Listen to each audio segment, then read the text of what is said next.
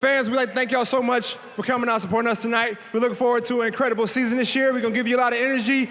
We look forward to seeing you 41 times this year, plus the playoffs. Continue to get crunk for us. We thank you all for coming out. God bless. Good night.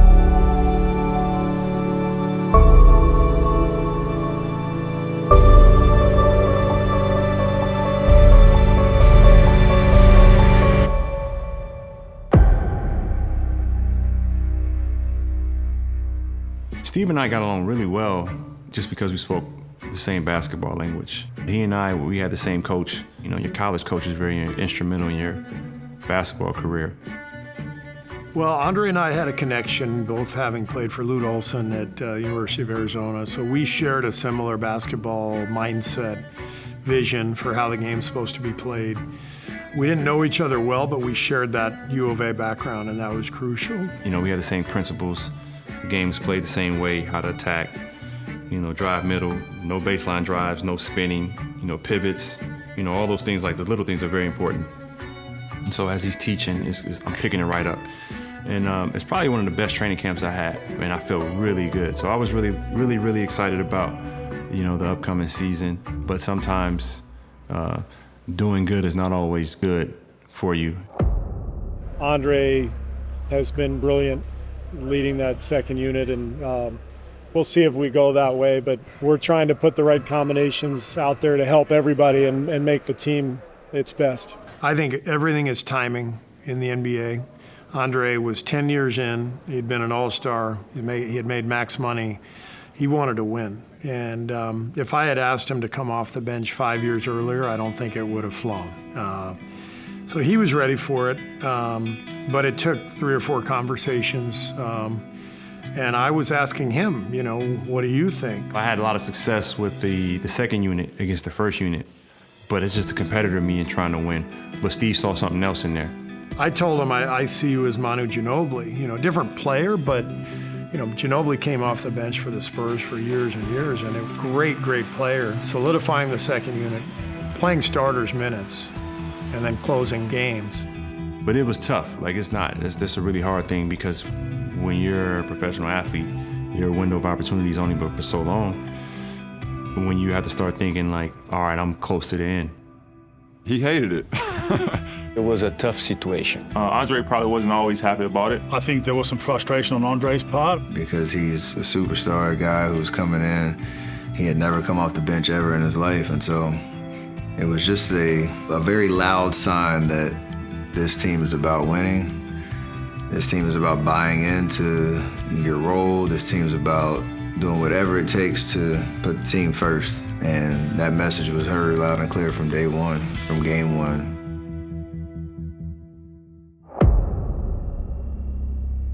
Our bench was so much fun. Man, we had a squad. It was almost as if you had another starting lineup coming off the bench. We had Sean Livingston, S-Stop. Hook pass inside, Livingston goes up and slams it down. Sean Livingston was a guy who, you know, same draft class as me. We go back to our childhood. Like, he was the next Magic Johnson is what they were saying. We had LB. And leaking out Barbosa. Yeah, Andre Iguodala. Myself, I started every game of my career and everything that I do. Andre to the rim. Yeah, Mo buckets. Spates, how hard is he? Maurice Spates, I played with him in Philadelphia, very familiar with him. He was another guy who you can say 6th Man of the Year candidate throughout his career. And then we even have a guy like Brandon Rush. Okay, work, Rush. Who was very instrumental in that season too. Like, his relationship with some of the guys, his shooting ability. The fact that you had guys that actually can start, and majority of some teams in the league that come off the bench and play 10 to 15 minutes a game, just having that in your back pocket is always something, and Steve used that to his best abilities. You know, we were a confident unit, and plus just having veterans on the bench always helps. It was just really a brotherhood, man. We know what we had to do every time we get in the game. Sometimes we have to get the lead. Sometimes we got to just maintain. So we had that down pat. Every time we got opportunity to go out there and play, we did a good job doing it. It was like a passion, man. It was a joy. I mean, everybody would have touched the ball. It was a quick basketball. The flow was unbelievable. And whoever had the best opportunity would have taken the shot, would have taken the layup. It was just fun. It didn't matter who scored. We were there just, balling and having fun. And many, many times we won games. We brought the first unit back, So it was good. How much development have you seen from the second unit? I think it's been great. We knew that we would have a great bench. As a matter of fact, we got some guys sitting over not playing that's very capable of helping us also. So obviously, if you're going to be successful later on, you're going to have a deep bench, and we're really happy with our bench play. Thanks, Coach. A lot of people out there say, man, Draymond Green, his stock is rising. I mean, your name keeps getting brought up every single year now. And what are you going to do to kind of step up your game this year? Just continue to try to get better. I got a few things I really worked on a ton this summer, and just try to come out and showcase those things, and obviously continue to do the things that has got you to this point as well. One thing I always live by, it's real easy to be me. So it's hard for me to be somebody else, but it's real easy to be me. The real key ingredient, though, was Draymond Green. Him filling in for David Lee.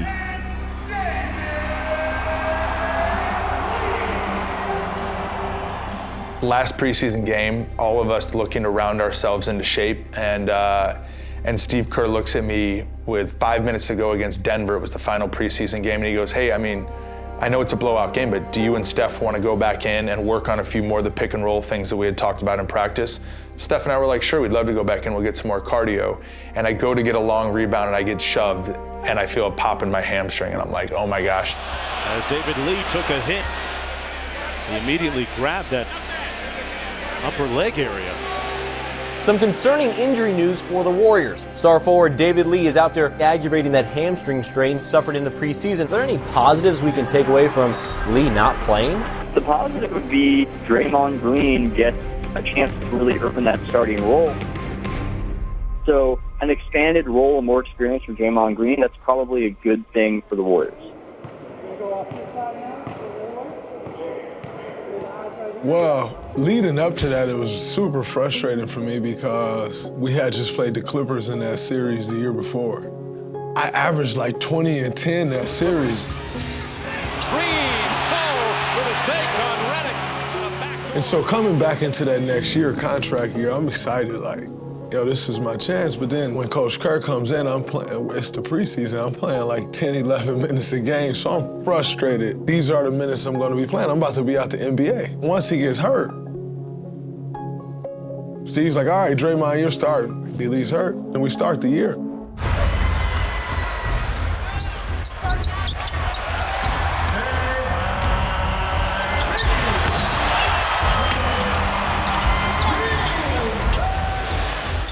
Draymond Green. How about Draymond? Remember Game 7, 5 threes against the Clippers. Draymond Green forcing another turnover. I'm telling you, Draymond, he is the Swiss Army knife. He's defended at least 3 to 4 different people tonight. He basically had an opportunity in front of him with a big shoes to fill with D-Lee and his career and his resume, but Draymond knew he just had to go be himself and figure out a way to play consistent basketball on both ends of the floor that impacted winning and allow his presence to be felt. I think that's when we really first started to see like the outspoken, like demonstrative, loud, aggressive Draymond that we all know and love. So he took full advantage of that opportunity, but it wasn't in spite of D-Lee. It was like, I'm doing this, for you and with you, because we're all, again, trying to win. There was something going on there, and it was Kerr kind of unleashing, an offensive flow that they probably needed with Steph and Klay. They had obviously incredible amounts of talent, and then the Draymond Greens moving in the starting lineup for David Lee. Everything was just kind of like it was happening before you. There was something happening very quickly and very early, and if you were watching it, you saw it.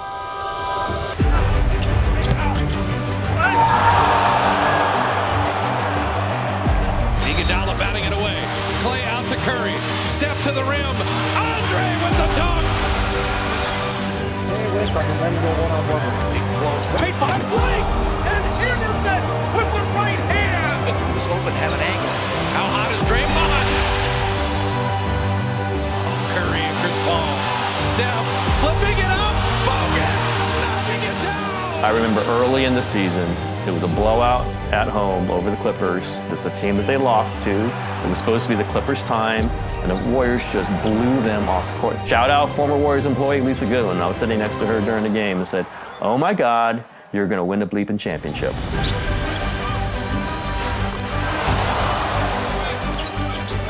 Lob to Bogan. And 5, Curry for the lead.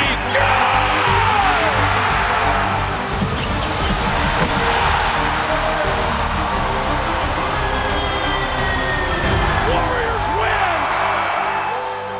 I'm in my third year, and it was a second-round pick to be starting on a team of this caliber. You know, it's an amazing feeling, and one that I enjoy. But at the end of the day, I have no right to sit and worry about or think about if I'm going to start or come off the bench. I mean, if Andre Iguodala can take a back seat and take a spot on the bench after starting 807 games in a row, who am I to sit and say, I got to continue starting? That's absurd. So I just got to continue to worry about what I can control, and that's going out and playing hard. All of that stuff will take care of itself. The thing I remember most about the transition from David Lee to Draymond Green was the difficulty that Steve Kerr was in. Like, it was a tough spot. The first tough spot was telling Andre Iguodala, "Hey, you coming off the bench." The second tough spot was telling David Lee, "You lost your job while injured." And in basketball, you just don't do that. If you're injured, you don't lose your spot. You get it back.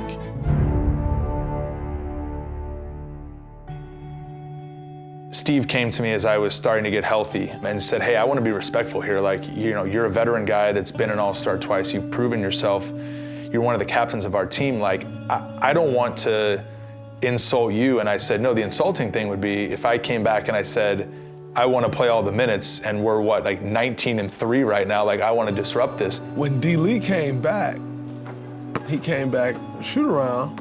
Steve's like, "Oh, you're playing today?" He's like, "Yeah." So we started to walk through to go through the plays for whatever team we were playing.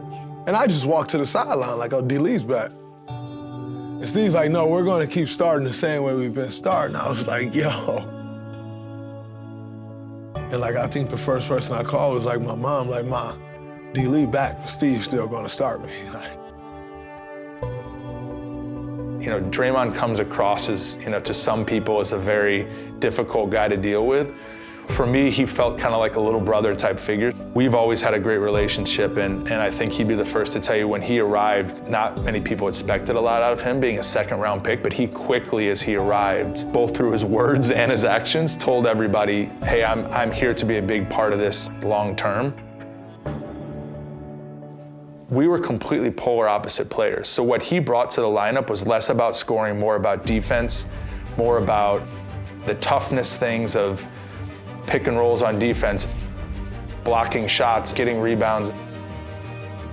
And he did things in setting screens on offense versus looking to score and really distributing the ball, which when you have guys like Steph and Klay that had stepped into their own the way they had, that's what the team really needed at that point.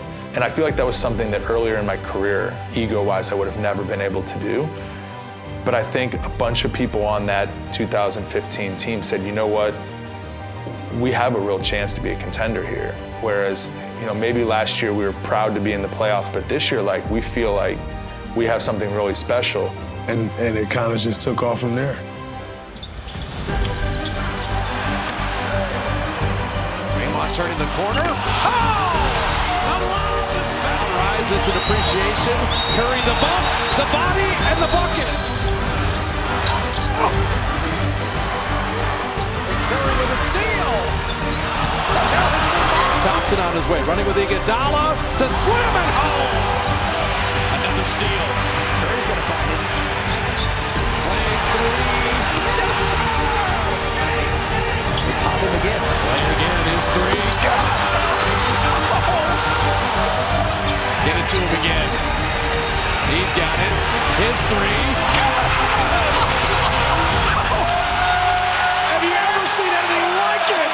It does not get any better than that. 37-point quarter for Klay Thompson. Klay, start with competition. I mean, these guys, not the boisterous type of guy like a Draymond, but quietly, just so competitive.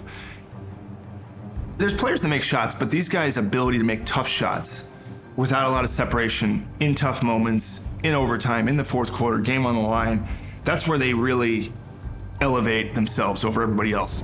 I think they put a lot of fear in the opponents. I mean, even some of the times Klay would catch the ball, it just would barely sit in his hands. It'd just be gone, and the size that he had. But it was just a lethal combination. I mean, my most proud, as far as assembling that group, is how well they fit. And you never really quite know that, but to watch how it all came together with the shooting and the passing just made it so fun to watch that group. And the confidence that they had and were starting to develop was just contagious. And when you're playing basketball with guys that can make shots like that, it just makes you feel like you're invincible.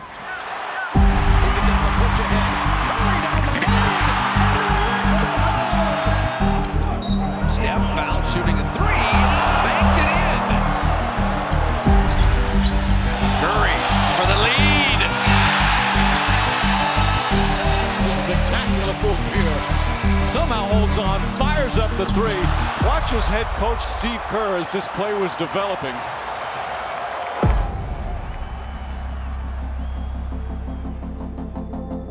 Steph was, you could see it coming. You could see it coming, and in 2015, it started to all take shape. I mean, you saw the flashes of his shooting and his shot making and the range he took, and the three-point shot was starting to change the game, and the volume of the three-point shot, and he just pioneered that whole thing.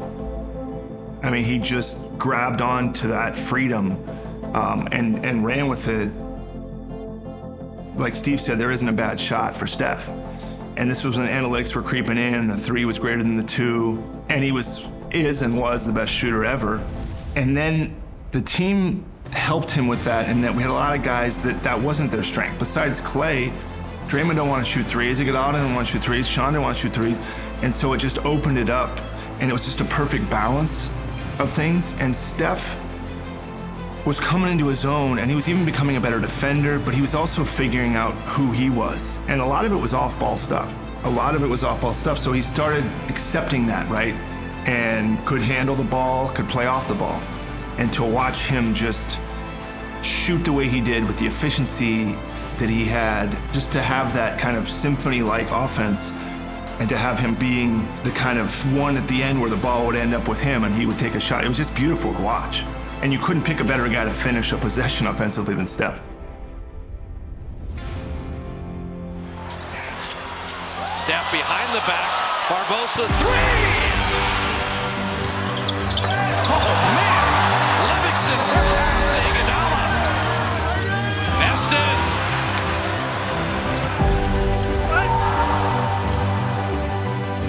Looking. Harrison Barnes at two. Harrison for the win, yes! We're going to be championship. Thank you, Leandro. Awesome. All right. We want to thank all you guys for your support all season. It's been a great year. We've accomplished a lot, but we're just getting started. So thanks for bringing the energy every single night. We feed off of it and look forward to the playoffs. Thank you. 67-15. 39-2, and bring on the postseason. What a year for the Warriors. Before we start, I just want to say thank you to all our fans this year for coming out and just making such a unique home court advantage for us. 39-2 has a lot to do with the environment, the atmosphere, and the energy of all of our fans, so I want to say thank you. And then to our players, I mean, wow, what an amazing job they've done. 67-15. You guys will know the numbers. I don't know how many teams have done that before. I know it's not many, but they've been phenomenal. What an amazing group of guys to work with, and they should enjoy what we've accomplished. And obviously, we got to get to work.